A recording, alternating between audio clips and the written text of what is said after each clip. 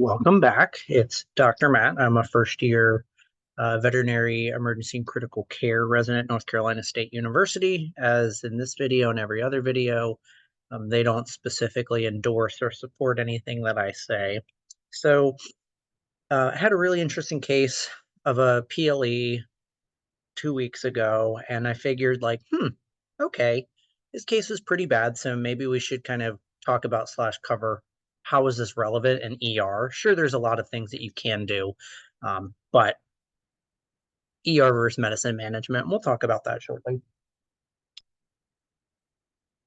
This image you see over here on the right is when I was an intern. I had a dog come in with a total solids of 1.6, the albumin being 0.8, and it literally looked like it was sloughing off its intestinal mucosa.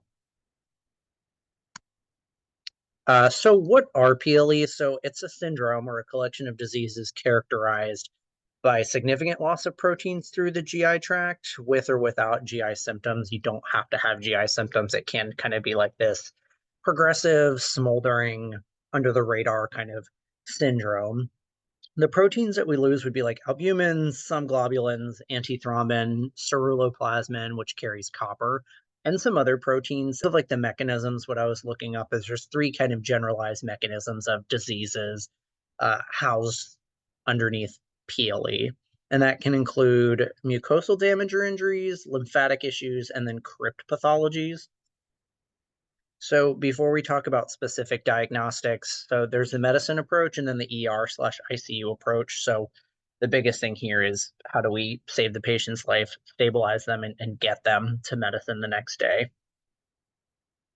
So for medicine, like these are all the things and then some that you could do, right? To work up the case, get the nuances. Do we need to tweak anything? But realistically, this isn't what we're going to do on ER. It's going to be this sometimes might be a lot as well, right? We can't always get them in for an abdominal ultrasound. Not every ER has a board certified radiologist. So I think something like a CBC, a chemistry, a UA, and then a basal cortisol is kind of like the minimum where you should start, but also doing a venous blood gas to get your electrolytes like ionized calcium and magnesium would also be pretty helpful, as you can see life-threatening arrhythmias and other things like that. So ER relevant diagnostics, just a little bit more. So you can kind of see like a wide variety of things. So in your CBC, you can have a high MCV, which is indicative of macrocytosis. And the reason why I bring this up is B12 and folate deficiencies actually impair DNA synthesis, which doesn't allow the reticulocytes to further mature and get smaller to the size of a normal mature red blood cell. In terms of chemistry, so you usually are going to see like a panhypoproteinemia, right? The other differential for low albumin and globulins would be something like hemorrhage. In terms of like electrolyte derangements, that can kind of be all over the place. But I think the biggest thing that I harp on to students and interns is don't you just look at your lab work and look for the red or where it says high and low, right?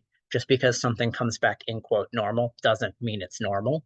So especially with PLEs and pretty severe GI disease, you should always look at the sodium and the chloride relative to each other and correct the chloride and reevaluate them together if your chloride is abnormal. And the reason why I say this is when you have pretty severe small intestinal enteritis, inflammation, disease, so on and so forth, they actually secrete a lot of bicarb. And what happens is the body tries to maintain electroneutrality. So the chloride is going to continue to rise.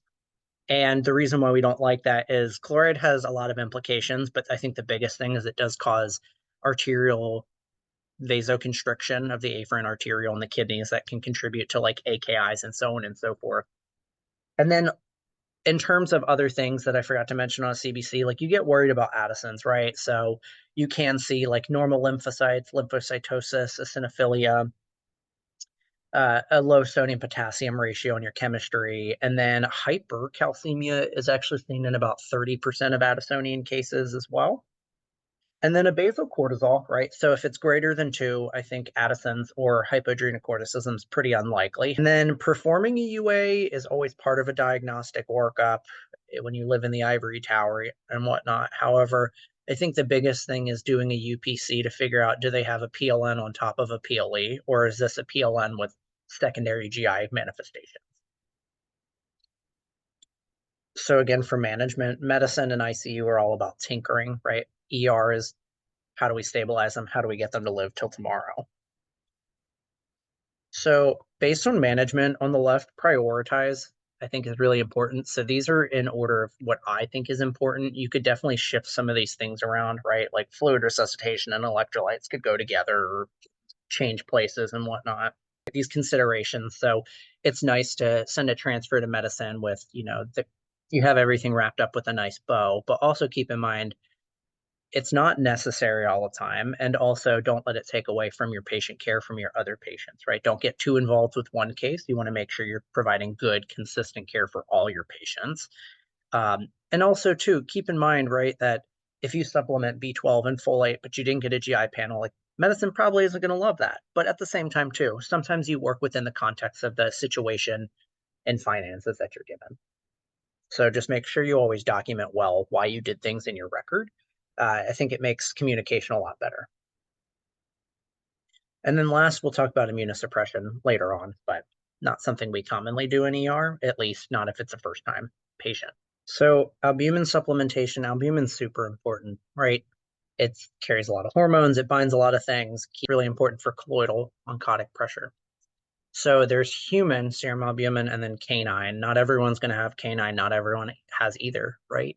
And so you can kind of see this vial over here, which we have at NC State, and you can reconstitute it anywhere between 5 and 25%. If you look down here, it kind of helps you figure out how you should reconstitute it. And it's usually recommended to do it with saline, but I think you can do it with D5W as well. And that's usually given over 6 hours. Below, there's an albumin deficit equation for 5% canine serum albumin. And essentially, the desired albumin kind of varies depending on who you talk to. I think for me, I usually shoot for 2.5, but at the same time, if they're having pretty aggressive losses, which usually they're going to, I might shoot for 3 to try and help be a little bit more aggressive in supplementing the albumin. But because it is a transfusion product or a blood product, right? They can have hypersensitivity reactions. And then below, for the empirical dose for septic peritonitis, you can see that. And 16% is correct. That's what the reference mentioned. So for fluid resuscitation, I'm not going to go too deep in this. You can use synthetic colloids. They're not my favorite. It doesn't seem like it's a favorite at NC State, but it's an option, especially if you don't have albumin or whole blood or so on and so forth. If you deem that they do need replacement fluids, and we're not going to talk about maintenance versus replacement, that is a whole can of worms in itself. It's an argument that I have all the time with people, is that replacement fluids, if they're dehydrated and or hypovolemic, I usually recommend to give like Normasol R or Plasmolite A/148. And the reason why is in this chart down here is you can see that the chloride content of LRS is 109, and then for the other two, it's 98. And you say, it's not really that much different. However, I think what's really important to remember is that with small intestinal enteritis or a normal anion gap metabolic acidosis, also called a NAGMA, is they're going to have a hyperchloremic metabolic acidosis. That's actually one of the defining features of it. So if you're giving something that has higher chloride than they really need, you could be contributing to further hyperchloremia, further loss of bicarb to try and maintain electroneutrality. At least that's what the body thinks it's doing. And then you want to try and protect their kidneys, right? It is the best organ. And then maintenance fluids. So electrolyte supplementation. So the case that I had, I don't even know how it was alive. It's ionized calcium is 0.45, which I'm pretty sure is not compatible with life. Usually once they start getting below like 0.9 or 1, they start to have seizures, and he was definitely seizing. So there's different options, right? There's calcium gluconate, there's calcium chloride, yada, yada, yada. I like to use calcium gluconate. I have a lot more experience with that, but if I had a central line, I could use calcium chloride, but my case was also in isolation. So it kind of made it hard to be like a helicopter mom, right? So for potassium supplementation, not going to go over it too much, but I actually prefer KFOS if they're not horribly azotemic, right? You want to try and reduce the amount of chloride you're supplementing.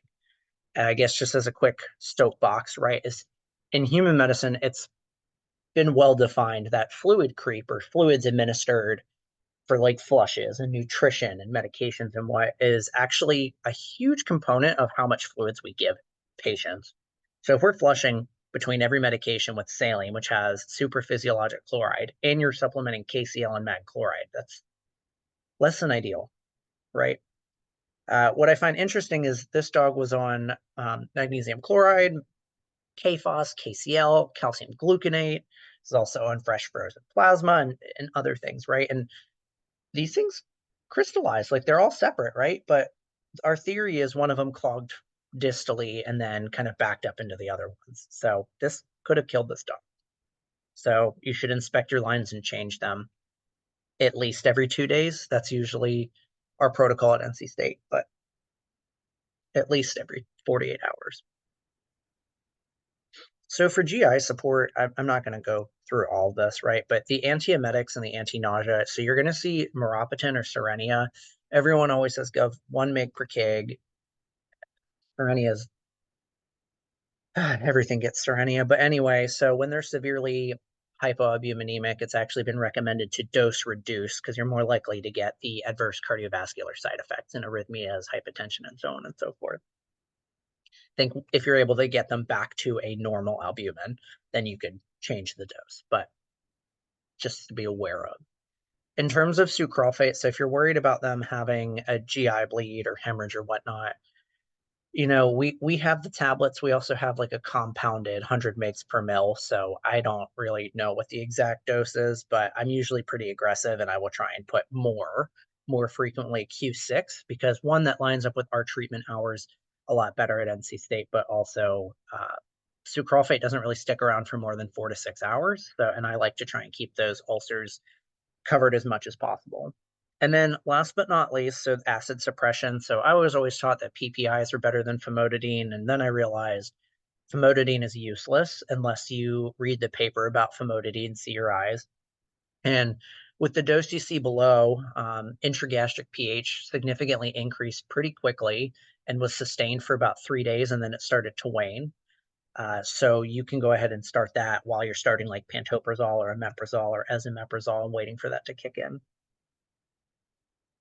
So for analgesics, gosh, talk about this all day. I think things to think about, right, is be multimodal. It's very common for people to put things on buprenorphine or just a low dose fentanyl through your eye. And keep in mind, right, that if you've ever had cramps or you've ever had gas, that is pretty uncomfortable, right? So multimodal is better than just choosing one. You can usually choose smaller doses of a couple medications rather than higher doses of one. So I'm not going to go through all of these, but I think the reason why I mentioned that is with butorphanol is not good for anything more than mild pain, at least in small animals, and I will die on that hill.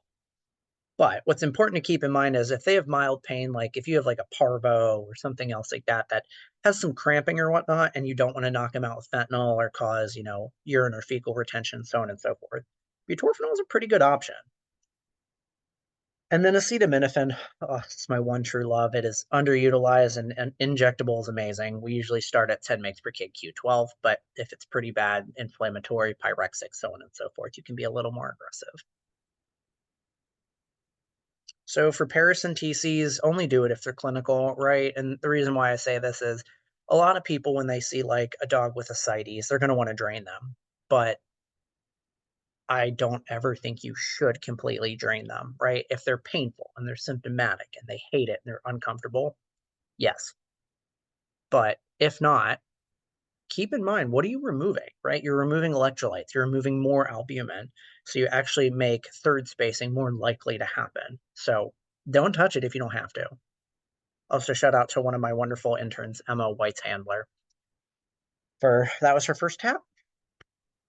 So nutrition is super important, right? And so I'm not going to go over all this in detail, but essentially, when in doubt, put them on an ultra low fat diet, right?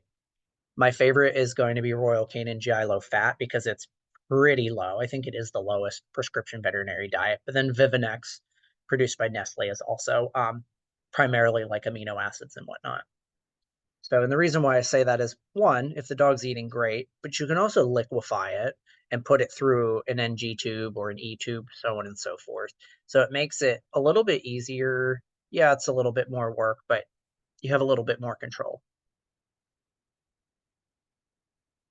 High fiber is also another option. It's not one that I usually jump to, but Peptamen has a million different formulations. I don't think we have like the in quote high fiber one at NC State, but these are some of your options.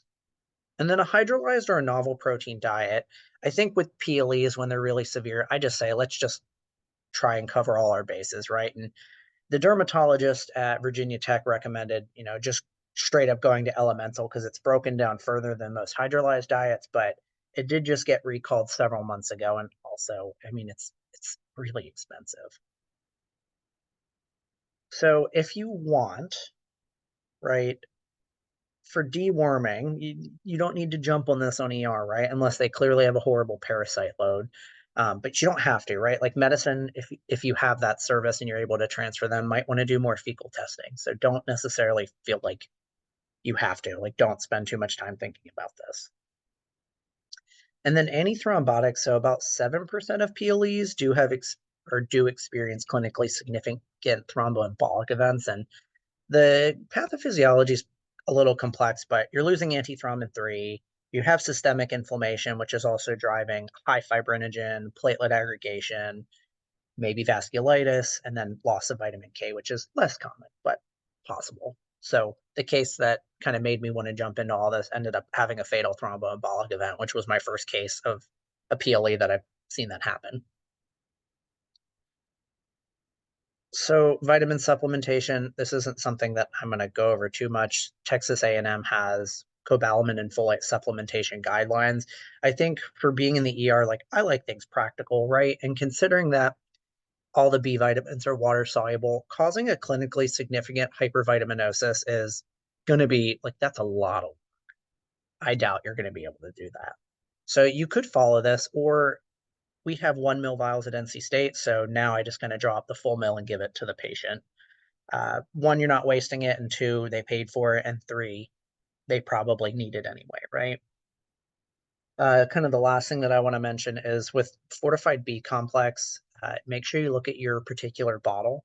And the reason why I say that is people say, oh, well, there's B12 in it. Sure. But the vial that we have currently only has 100 mics per 1 ml, which is not going to be sufficient for larger breed dogs sometimes. You can do all the math, but I usually just give them an injection of cobalamin and then start them on B complex daily. And then you can do calcitriol. We had to do this for my patient, but he was kind of a well-established PLE. And it does take a kind of a couple days to get going, and there's a lot of monitoring. So I leave that for medicine.